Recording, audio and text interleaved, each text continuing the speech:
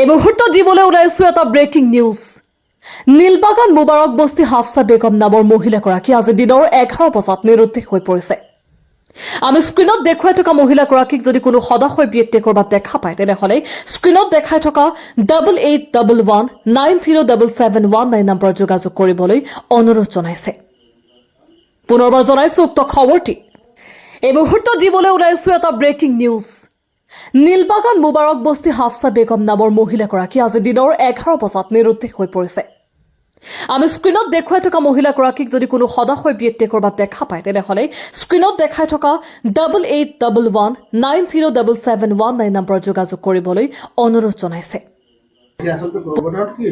Actually কি মোৰ নাম ৱাহিদুৰ ৰহমান বৰুৱা, মুৰাজাৰ থানাৰ অন্তৰ্গত। মোৰ বমা হয়। আজি 11 বজাৰ পৰা নিৰুদ্দেশ হৈ আছে তেখেত।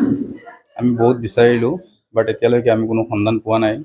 যদি কোনোবা সদাশয় ব্যক্তিয়ে যদি কোনোবা সন্ধান পায় আমাৰ লগত যোগাযোগ কৰিবলৈ অনুৰোধ জনালোঁ আমি কাটৰে। আমাৰ গাঁও হৈছে মুবাৰক বস্তি, থানা মুৰাজাৰ, জিলা হোজাই।